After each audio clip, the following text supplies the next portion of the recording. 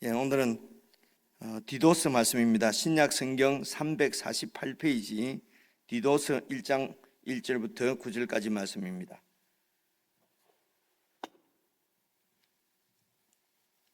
신약 성경 348페이지 디도스 1장 1절부터 9절까지 한 말씀씩 저와 여러분이 나누어서 읽겠습니다. 하나님의 종이요 예수 그리스도의 사도인 나 바울이 사도된 것은 하나님이 택하신 자들의 믿음과 경건함에 속한 진리의 지식과 영생의 소망을 위함이라. 이 영생은 거짓이 없으신 하나님이 영원 전부터 약속하신 것인데 자기 때에 자기의 말씀을 전도로 나타내셨으니 이 전도는 우리 구주 하나님이 명하신 대로 내게 맡기신 것이라.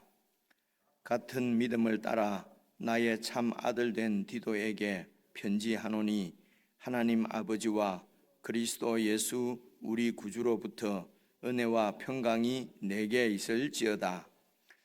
내가 너를 그레데에 남겨둔 이유는 남은 일을 정리하고 내가 명한 대로 각 성의 장로들을 세우게 하려 함이니 책망할 것이 없고 한 아내의 남편이며 방탕하다는 비난을 받거나 불순종하는 일이 없는 믿는 자녀를 둔 자라야 할지라.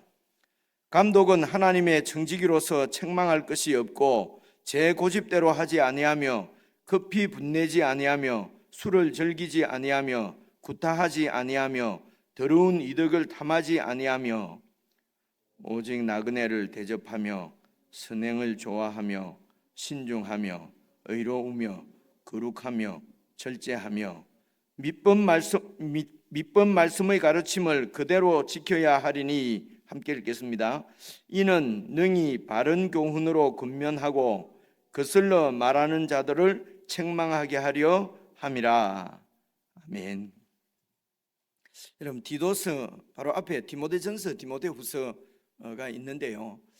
바울이 오늘 이 디도를 여러분 그 4절에 보니까 같은 믿음을 따라 나의 참 아들 된 디도 이렇게 얘기하지 않습니까? 그래서 내 참 아들이라 그러면은 이제 이런 같은 믿음을 따라 된 영적인 아들을 말씀하는 거 아니겠습니까? 이렇게 나의 참 아들 이렇게 표현되어져 있는, 우리 성경에 표현하고 있는 그 사람이 세 분 나오는데요. 이 디도와 그리고 여러분 잘 아시는 대로 디모데입니다. 앞에 디모데후서가 있고요. 그리고 나의 참 아들 이렇게 표현한 사람은 여러분 빌레몬서에 나오는 오네시모 아시죠? 그죠? 빌레몬의 종이었다가 빌레몬을 이렇게 이제 해를 입히고 도망을 가서 이제 로마에서 아마 이렇게 바울을 만나서 회심하게 된 그 오네시모를, 그래서 빌레몬에게 바울이 보내면서 이제 편지를 써서 보낸 것이 바로 빌레몬서인데요. 그게 보면은 이제 이 오네시모를 나의 아들 이렇게 표현을 합니다.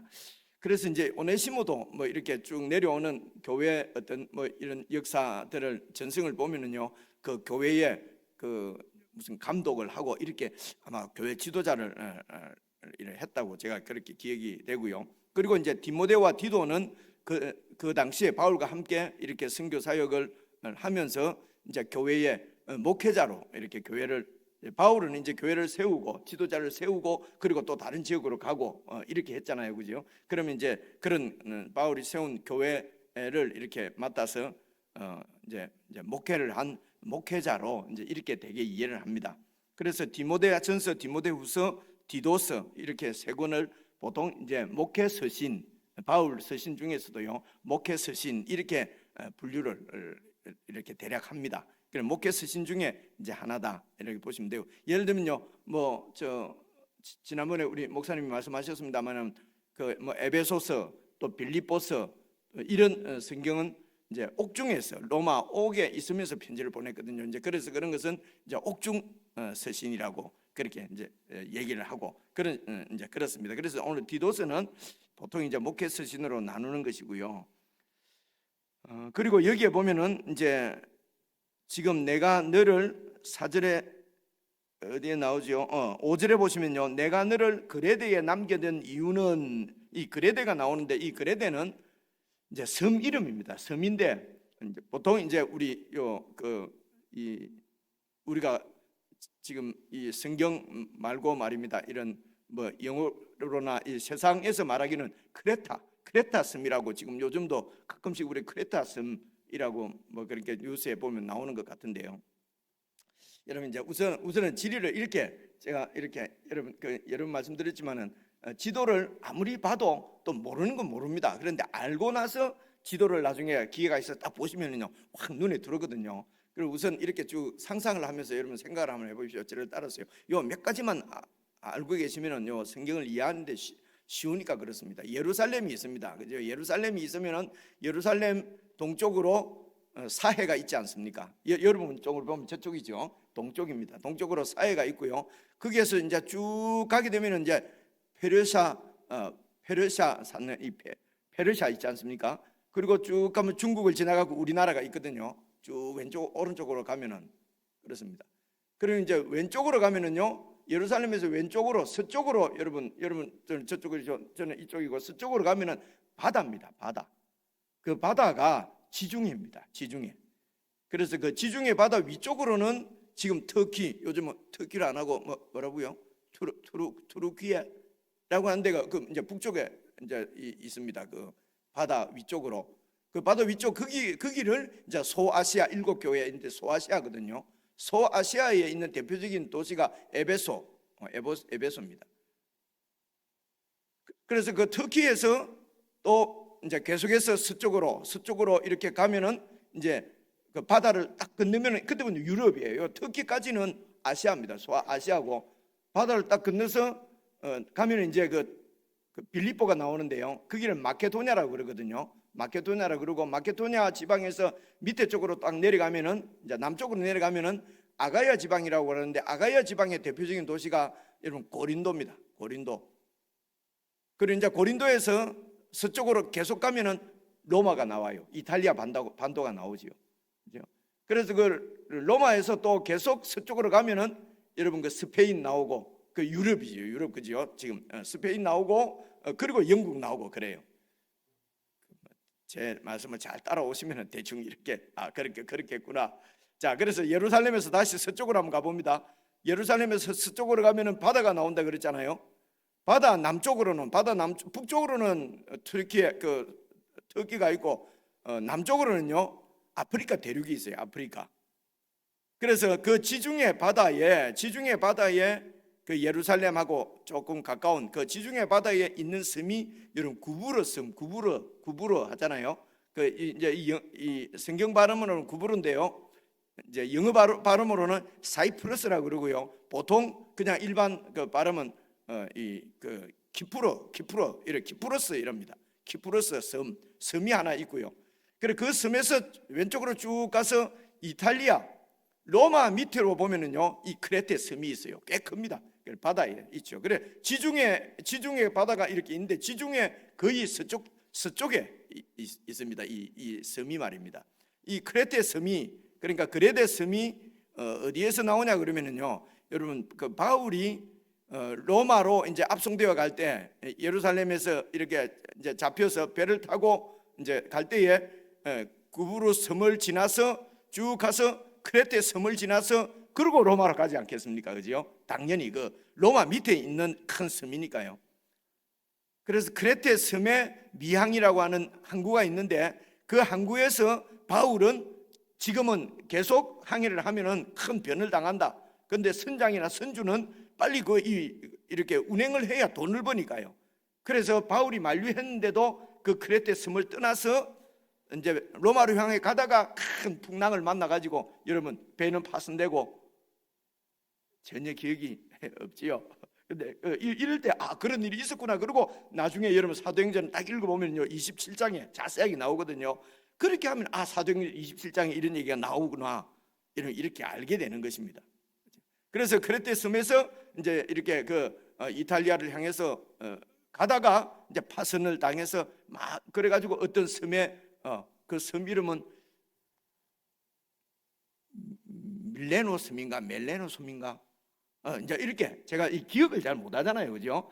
그런데 나중에 보면 이제 그 이제 알게 되는 거죠. 그 섬이 있습니다. 그 섬에서 뭐 토인들한테 뭐 이렇게 뭘 어떻게 하는데 이 불을 피우는데 뱀이 나와서 물었는데 뭐 안 죽고 뭐 그래서 그 추장들이나 그들에게 이제 복음을 전하고 그 도움을 입어서 그렇게 해서 그때 뭐 배를 탄 사람이 289명인가 98명인가 많은 사람들이 한 명도 안 죽고 다 살고 이런 얘기들요. 그럴 때 이제 이 크레테 섬이 나오거든요. 그래서 로마 이제 이 바울이 이렇게 로마에 그렇게 들어가서 2년 동안 이제 감금 그 뭐라고 그러지요?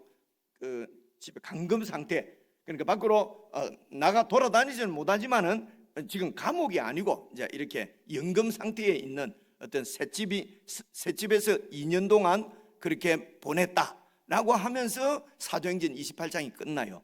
그래서 사도행전을 보면은 이런 그 베드로를 위시한 어떤 사도들 그리고 바울의 어떤 행적이 이 로마까지 가는 거는 사도행전에 좀 자세하게 나와 있는 편입니다.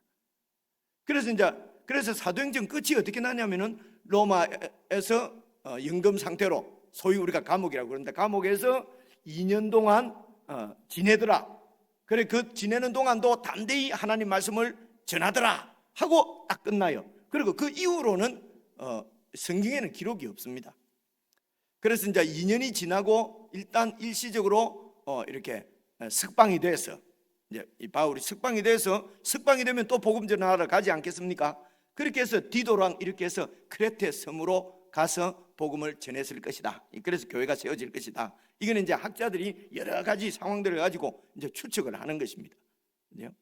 그래서 크레테 섬에 가서 이제 교회를 세우고 그리고 또 이 이제 디모데를 만나러 어디 이렇게 이제 그 위쪽으로 그러니까 위쪽으로 올라가면 그리스거든요. 고린도가 있고 그 위로 올라가면 빌립보도 있고 그래서 그 마게도냐 지방으로 디모데를 만나러 가면서 크레테 섬에 이제 디도를 남겨두고 이제 간 것입니다.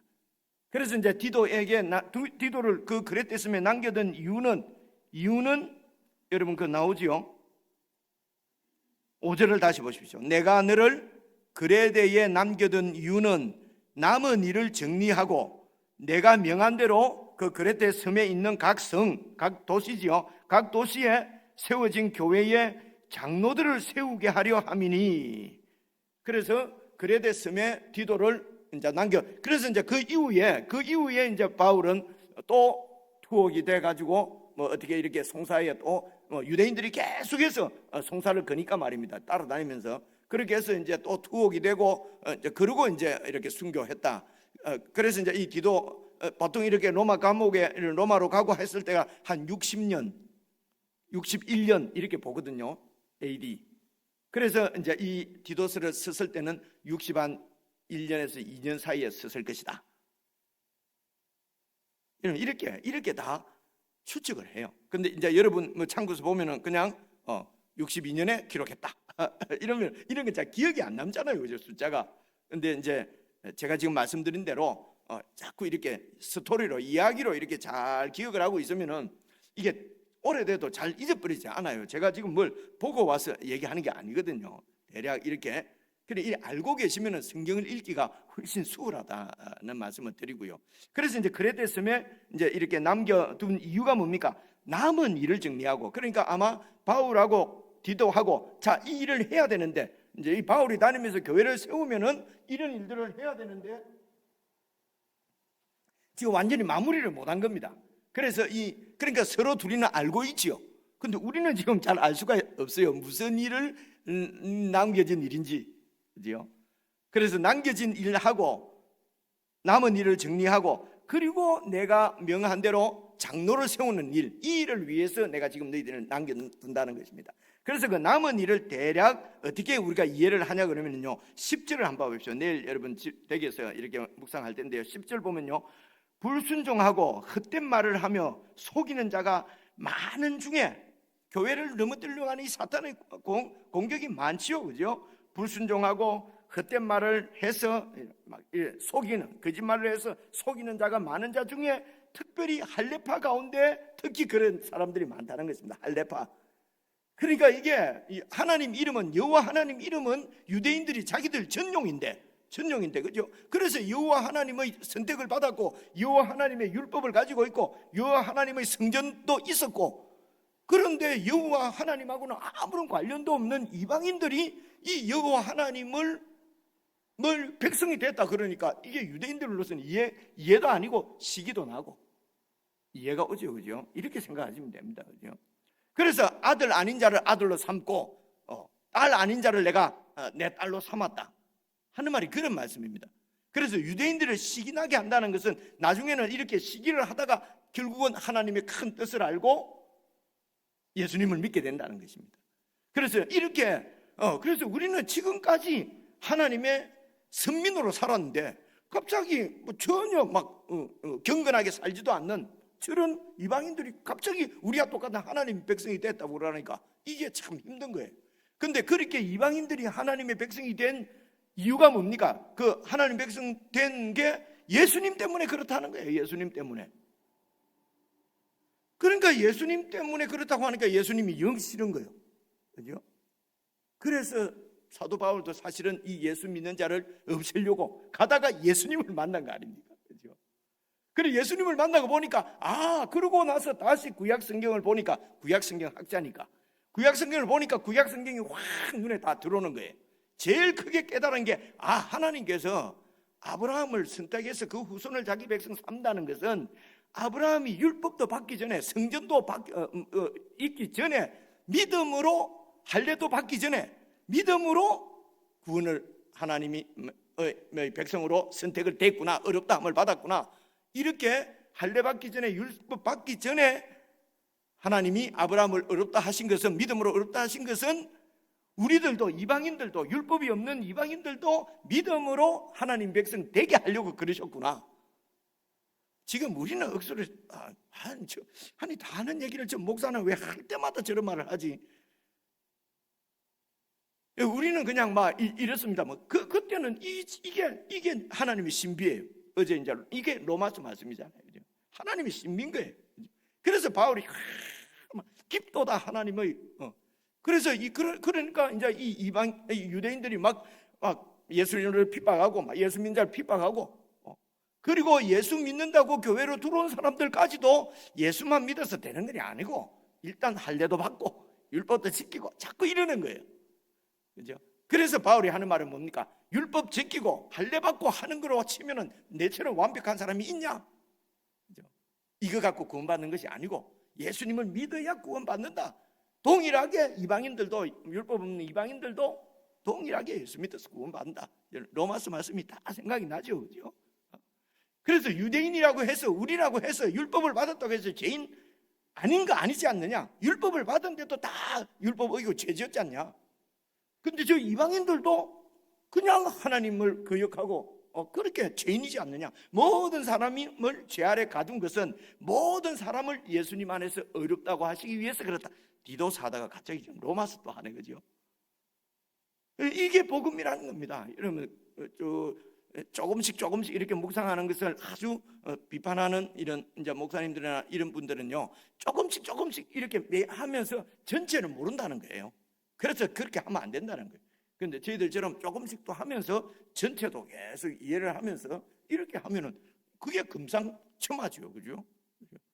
그래서 우리 예수 믿는 사람이 이게 좋다 그러면 이거는 아니다, 이렇게 정말 안 하시면 좋겠어요, 그죠?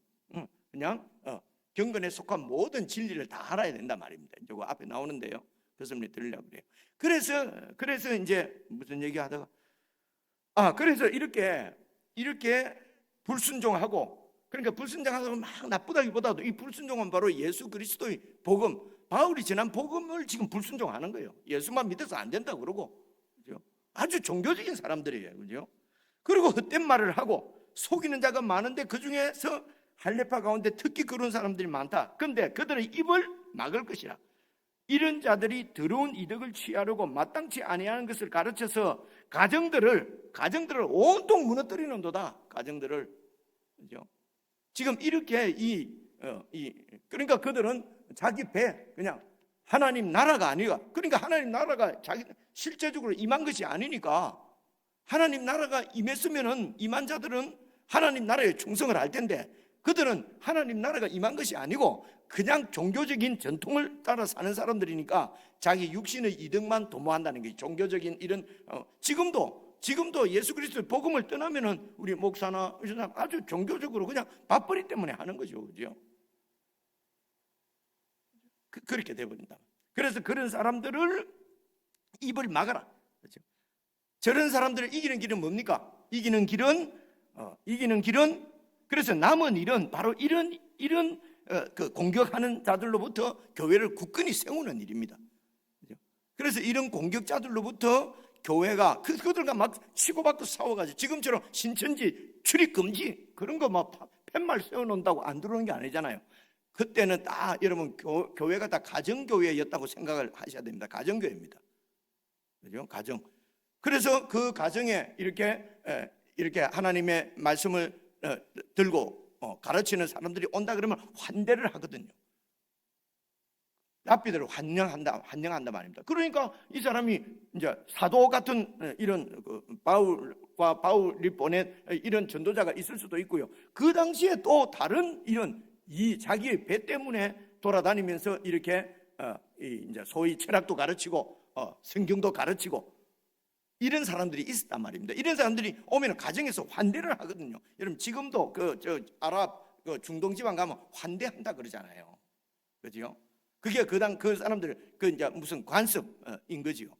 그래서 들어가서 진짜 진리가 아니고 자기들의 그 헛된 것을 막 가르친단 말입니다. 그러면 그 믿음의 가정들이 믿음이 그냥 무너져 버리는 거예요. 그 중에 한두 명이 또 신천지 말을 들어버리고 아들이 또 신천지 말 듣고 딸이 또 뭐 통일교 말 듣고 뭐 이런 식으로 해가지고 그러니까 가정이 깨지잖아요. 지금도. 그래 지금이나 2000년 전이나 다 똑같아요. 그죠?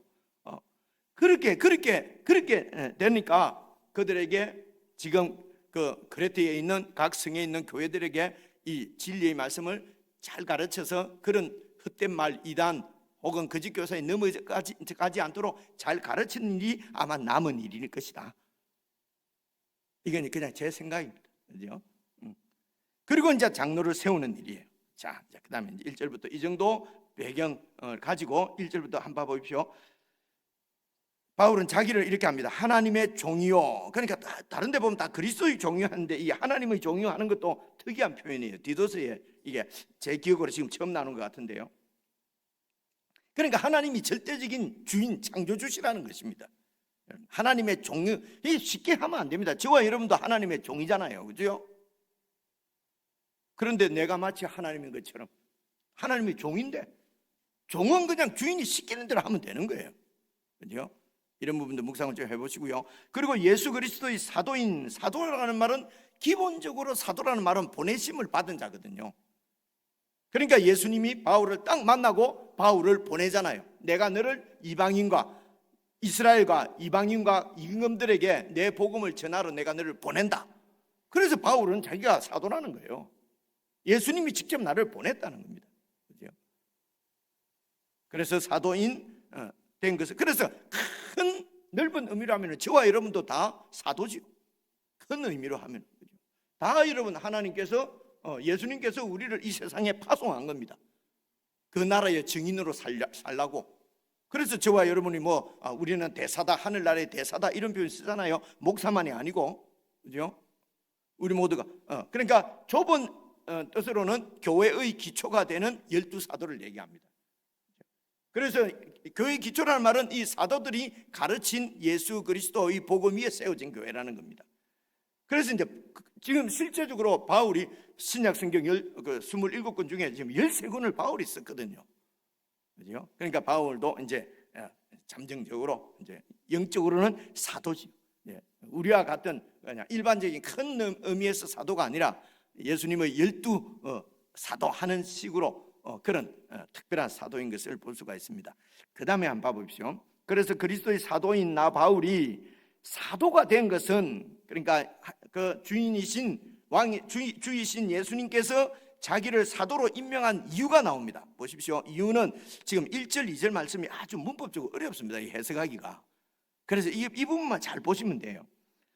그래서 보십시오. 하나님이 택하신 자들의 믿음. 하나님의 택하신 자들이면 예수 믿는 자들이잖아요. 그죠? 자들의 믿음과 경건함에 속한 진리의 지식과 영생의 소망 때문에 나를 사도로 임명했다는 것입니다. 참 어렵죠. 보통 이제 사도라고 다니면서 이렇게 복음 이렇게 하나님 말씀을 가르친다고 하는 자들은 밥벌이 때문에 하는 수도 있고, 그죠? 근데 내가 사도가 된 것은 성도들의, 교인들의 믿음과 경건함에 속한 모든 진리의 지식과 영생의 소망을 위함이라. 어렵습니다. 자, 그러면 이 영생이 뭐냐? 2절 계속 보시면요, 이 영생은 거짓이 없으신 하나님이 무슨 거짓말 하겠습니까? 이 말은 뭡니까? 거짓이 없은 하나님이란 말은 하나님께서 미리 약속하신 것을 꼭 이루신다는 것입니다. 내가 이렇게 하겠다고 말해놓고 말 안 이루면, 그대로 안 하면은 그런 사기꾼이죠. 그건 사기꾼이라 합니다. 그래서 하나님은 거짓이 없어 사기꾼이 아니시란 말입니다. 그래서 거짓이 없으신 하나님이 영원전부터 약속하신 것입니다. 무엇이요? 영생이. 이 영생은 나오잖아요. 이 영생은 하나님이 영원전부터 약속하신 것인데 3절, 자기 때에, 자기가 계획한 때에 자기의 말씀을 전도로, 자기의 말씀은 그 영원전부터 약속하신 그 약속, 그러니까 이 약속이 뭔지를 또 제가 그 약속이 뭐라고 설명하면 오늘 또 늦어집니다. 그죠? 여러분이 알고 있는 예수 그리스도의 복음입니다. 그래서 이 약속의 말씀을 전도로 나타내셨다면, 다니면서 교회 가자, 이런 전도라기보다는요, 전도는 도를 전한단 말입니다. 선포한다는 것입니다. 하나님이 딱 자기 제자들을 세우셔서 자기 사람들을 통해서 바로 예수님이 십자가에 죽으신 것은 너희들을 위함이다. 하나님께서 너희를 구원하시려고 예수님을 주로 주셨다. 죽으셨지만 살아나셨다. 선포하는 것이요. 이걸 전도라고 그래요. 도를 전한단 말입니다. 전도, 그럼 막 다니면서 또 쪽지한개 들고 다니고 자꾸 이래 생각하지 말고요. 그것도 전도 맞는데 여기 전도는 그 전도를 얘기하는 건 아니고, 무슨 말인지 단어가 같다고 해서 그 뜻이 같은 게 아니거든요. 이해가 오지, 그죠? 그래서 하나님께서 영원전부터 약속하신 것이 영생인데, 영원전부터 약속한 것을 자기 때는, 자기가 딱 결정한 때에 자기가 이 약속의 말씀을 전도로, 그러니까 선포를 했다니 나타내셨단 말입니다. 그래서 이 전도는 우리 구주 하나님이 명하신 대로 내게 맡기신 것이라. 그래서 이 전도가 뭐냐면 하나님의 약속인데, 약속은 예수 그리스도, 당신의 아들을 이 세상에 메시아로 보내서 메시아를 통해서 온 열방의 백성들을 구원하시겠다고 하는 이런 하나님의 약속을 자기 때에 나타내셨는데, 바로 예수 그리스도를 통해서 나타내신 것이죠. 이게 영생입니다. 그래서 이 영생은 그래서 이렇게 이해를 하시면 됩니다. 영생은 영적으로 소생하는 거죠. 영생은 영원한 생명입니다. 그래서 이 영생은 지금 이 땅에서 우리가 가지고 있는 생명하고는 달라요. 이 생명은 여러분 70, 80, 90, 100 되면 죽는 것입니다. 그죠? 그래서 예수님이 십자가에 죽으신 것도 이 생명이 죽은 것입니다. 그죠? 그리고 하나님 앞에 영적으로 영원히 산다는 것은, 하나님처럼 된다는 것은, 그래서 영원한 천국에 들어가는 것은 혈과 육으로 들어갈 것이 아니요. 고린도전서 15장에 나오지요. 그죠? 영원한 몸을 주시는 것처럼 영원한 이런 우리 속 사람, 그죠? 이 생명. 그래서 이 영생은 저 영혼에 속한 생명인데, 이 생명을 오늘 예수 믿는 우리에게 예수님을 통해서 주셨단 말입니다. 그래서 우리는 영생을 갑을 해서 당겨서 사는 사람이에요, 예수 믿는 사람은. 그래서 영생을 얻었다는 것은 이제는 하나님의 백성으로 다시 살아났다는 것입니다. 영적 소생이지요. 그리고 그 하나님과 영적인 친교를 할 수 있단 말입니다. 지금처럼 우리가 기도하시고 기도도 드리고 하나님 말씀을 듣고, 그리고 하나님 말씀이 바로 하나님의 뜻인 줄 알고 이렇게 계속 말씀으로 하나님과 친교. 그래서 영생이라는 건 실제적으로 영적인 소생, 그리고 영적인 친교, 이렇게 딱 이해를 하시면 되겠죠. 그죠? 저와 여러분이 언제 봤다고 여러분들 그죠? 지금 우리 같은 형제 자매도 잘 별로 오래 안 보면 멀어지고 하는데, 근데 저와 여러분이 표현이 그렇습니다. 언제 봤다고? 영생 안에서 한 몸이란 말입니다. 같은 생명을 가진. 그래서 같은 믿음을 따라, 그죠? 같은 믿음을 따라 내 아들이 된, 그죠? 디도에게 편지하노니 같은 믿음을 따라잖아요. 이해가 오죠? 4절. 그래서 이제 이 영생은 그런 것인데, 이 영생의 2절 보시면요, 영생의 소망을 위함이라. 이 영생의 소망에 기초한 지금 이 믿음과 경건함에 속한 진리의 지식과 영생의 소망을 해서 이게 전부 다 과거로 되어 있는데요, 원문을 잘 보시면은 이 영생의 소망을 기초해서 우리가 얻은 이 영생에 관한 믿음과, 그죠? 하나님이 이렇게 약속하신 것을 믿는 믿음과, 그리고 1절에 보시면요, 경건함에 속한 진리의 지식. 그래서 이 경건이라고 하는, 이제 이것만 알아놓으시면 됩니다. 여러분, 경건이 뭐냐 그러면요, 우리 경건이 뭡니까? 우리가 생각하는 경건은 점잖은 거잖아요, 그죠? 점잖은 거. 그냥 우리는 유교 문화권에서 있었기 때문에 경건하다 그러면, 그죠? 새벽에 일어나서 물 떠놓고, 저처럼 막 이러면 경건 별로 안 한 거죠, 그죠? 여러분처럼 교회 오시면서 막 티 입고 오면 별로 경건 안 한 거고, 경건하려고 그러면 넥타이 딱 매고, 그죠? 이 경건, 우리는 자꾸 이렇게 생각한단 말입니다. 근데 영어로만 봐도요, 경건은 like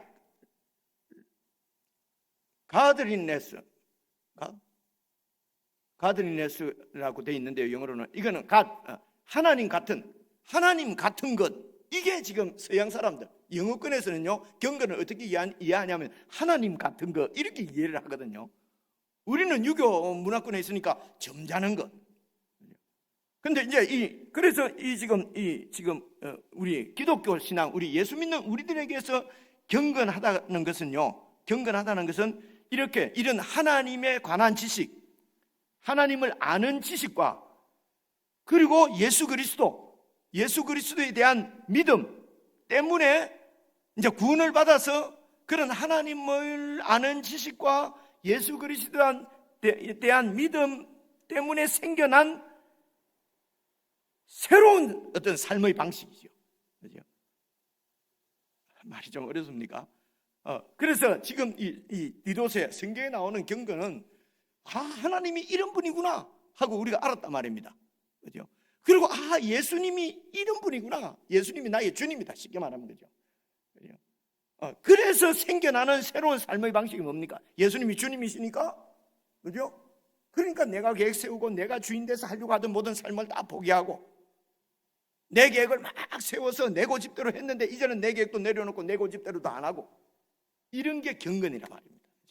그래서 이 경건은 점점 자라가는 것입니다. 어떻게 자라갑니까? 하나님을 아는 지식이 자라는 만큼, 예수 그리스도의 믿음이 깊어지는 만큼 점점 경건해지는 거지요. 이해가 오셨죠? 그죠? 그래서 보십시오. 그래서 내가 사도된 것은 이는 하나님의 택하신 자들, 성도들이 믿음이 점점 자라도록, 그리고 그 경건, 예수 믿는 사람의 생활 방식이 경건인데 그 경건함에 속한 진리의 지식을 가르치려고 성도들이 이 하나님에 대한 진리의 지식이 많아져서, 그래야 점점 경건한 삶이 되니까요.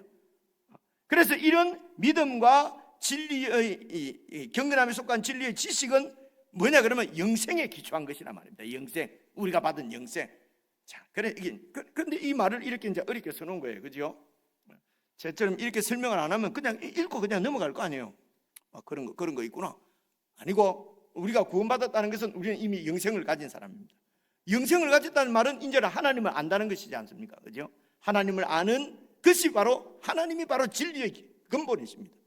그래서 하나님의 말씀을 잘 배우면은 진리의 지식을 잘 그러니까 진리의 지식을 잘 가르치는 사람이 목회자예요. 그리고 그 예수 그리스도에 대한 믿음은 이 지식 위에 기초하는 거니까요. 그죠? 그래서 이 믿음이 점점 자라도록 예수 그리스도가 어떤 분이신지를 가르치는 사람이 교회 리더예요. 장로들이고 목사예요. 그리고 이 믿음과 이런 진리의 지식은 영생을 받은 이 영생입니다. 그죠? 그래서 영생을 받은 사람의 이런 믿음과 진리의 지식이 점점 이렇게 많아지도록, 풍성해지도록, 그렇게 하면 경건한 삶이 점점 자라간다는 것입니다. 그래서 이 일을 위해서 하나님이 나를 사도로 불렀다. 그래서 사도가 하는 일은 하나님의 진리의 지식과 예수 그리스도에 대한 믿음, 그렇죠? 믿음. 하나님이 택하신 자들의 그 믿음이 점점 자라도록 도와주는 사람. 이 바로 사도였고 오늘 교회의 지도자들이고 목사들이란 말이에요. 그래서 이제 5절입니다. 그래서 이 남은 일들을 정리하고 내가 명한 대로 각 성에 무슨 성경구부를 시작을 했든지 뭐 그걸 정리하고 각 성의 장로들을 세우려고 합니다. 그렇기 때문에 이 장로들은 책망할 것이 없어야 된다. 그래야 경건을 가르치지요. 책망할 것이 없어야 되고 한 아내의 남편이고 아내가 둘이 있고 셋 있고 이러면 안 되고 한 아내의 남편이고 그래서 최 목사님도 빨리 결혼을 해야 되고 그죠? 한 아내의 남편이며 방탕하다는 비난을 받거나 불순종하는 일이 없는 믿는 자녀를 둔 믿는 자녀를 둔 자라야 한다. 장로는요. 이렇게 해야 이 복음을 가르칠 수가 있다. 그래서 그게 없습니다. 사람들한테 책망받을 게 많아. 사람이 그러면은 어떻게 이 경건을 보니 경건을 가르칠 수가 있겠어요. 그죠? 그래서 책망할 것이 없고 한 아내의 남편이며 방탕하다고 비난을 받거나 불순종하는 일이 없는 믿는 자녀를 둬야 된다. 그래서 장로의 가장 이런 덕목 중에 하나는요, 가정을 잘 다스려야 되는 거예요. 믿음으로 가정을 잘 다스린 자가 장로가 되는 것입니다. 그리고 이제 그 다음에 감독은 7절에 감독이 나오잖아요. 여러분 이때 지금 복음이 전해진 초기에는 교회도 다 가정교회고요. 지금 우리가 말하는 목사, 전도사, 부모, 이렇게 교회의 직제가 이렇게 자세 세분화되게 세워지기 전이잖아요, 그죠? 그래 이때는 이제 이 장로나 감독을 같은 직분으로 되게 이렇게 이해를 하며 썼답니다. 그래서 장로라고 하는 것은 주로 이 유대적인 그러니까 백성들의 지도자로서 장로고요. 이제 그다음 감독은 이게 이제 헬라 세상에서 보통 쓰는 말이었대요. 그러니까 그 성의 성주, 그 도시, 그러니까 지금 이제 시장, 그 도시의 어떤 관리들을 보통 감독이라고 얘기를 했대요. 그래서 장로는 어떤 그 직분, 백성들의 지도자, 감독은 주로 기능적인 것, 어떤 일을 하느냐. 감독은 교회를 잘 이렇게 치리하는 일을 하는 사람. 그러니까 지금 장로, 감독, 이걸 이제 같이 대략 이렇게 이해를 하는 것이 좋겠습니다. 그래서 이 장로와 감독들이 이렇게 돼야 되는 것은 그 교인들을 가르치기 위함입니다. 그래서 교인들의 목표도 다 이겁니다. 장로나 목사만 이렇게 하고 우리는 그래 안 해도 되는 게 아니고 우리 예수 믿는 우리 모두가 다 이렇게 해야 되는 기본적인 이런 이 삶이 가정을 잘 섬겨야 돼. 그 집안에서 그냥 막 해달라는 대로 막 조용하게 이런 것이 아니고요. 그 집안이 이렇게 믿는 자녀, 그죠? 불순종한 일 없는 자녀. 그리고 7절 감독은 하나님의 청지기로서 하나님의 심부름꾼이에요. 청지기로서 책망할 것이 여기 또 책망할 것이 없는 거잖아요. 똑같습니다. 장로나 감독이나. 근데 앞에 하나님의 청지기 이게 붙었어요. 그래서 하나님의 청지기로서 심부름꾼으로서 책망받을 일이 없어야 된다는 거죠. 그리고 제 고집대로 하지 않고 제일 고집 센 사람들 목사님들이 어디 가보면 안 해내면 목사님들 회의하는 데 가면요 절대로 자기네 의견 처리 안 합니다. 여기 우리 고신주 목사님도 계신데요. 목사님 그렇지 않습니까? 그죠? 끄떡끄떡 안 하시네. 이 목사님들 고집요. 제 고집대로 하지 아니하며 그리고 급히 분내지 아니하며 급히 분도 얼마나 잘 내는지 말입니다. 목사님도 마음에 안 들고 막 꽉 지르고 막 이번에도 가보니까요. 목사님 저도 시험 들겠더라고요. 목사 모이는 총회에 가니까. 그리고 술을 즐기지 아니하며 구타하지 아니하며 그때도 막 부인 두들 패고 자식 두들 패는 사람들이 많았던 모양이에요. 구타하지 아니하며 이 조사해야 돼. 그래 구타하고 일하는 사람들은 목사 할 때 다 빼버려야 되는데 그걸 알 수가 있냐 말입니다. 이게 그죠? 그리고 그걸 심사하는 사람들도 막 이래 사니까 막 고집대로 하고 그걸 고집대로 하고 막 이런 식으로 다혈질이 아니면은 또 교회 지도자로 올라가지도 못해요. 요즘은 8절 더러운 이들을 탐하지 아니하며 그래 하지 마는 것이 안 하는 것이 5개. 8절부터 보면 하는 게 7개. 오직 나그네를 대접하며 선행을 좋아하며 신중하며 의로우며 거룩하며 절제하며 믿음 말씀의 가르침을 그대로 지켜야 하리니 이렇게 하는 이유가 뭡니까? 능히 바른 교훈으로 권면하고 거슬러 말하는 자들은 책망하기 위해서 이렇게 살지 않으면 어떻게 거슬러 말하는 자를 책망하고 교인들을 어떻게 가르치겠냐 말입니다. 시간이 너무 갔지요. 자, 개인적으로 여러분 읽으시면서 이것이 목사 장로 여기 맞나 이러지 마시고 내가 지금 이게 이제 기본이라는 것이지 않습니까? 여기 나오는 게 5가지, 7가지가 내가 여기에 내가 성도로서 걸리는 건 없는가? 잘 이렇게 여러분 묵상을 해보시면은 신앙 인격이 훨씬 이렇게 성숙될 것이라고 생각됩니다. 우리 개인적으로 묵상하십시오.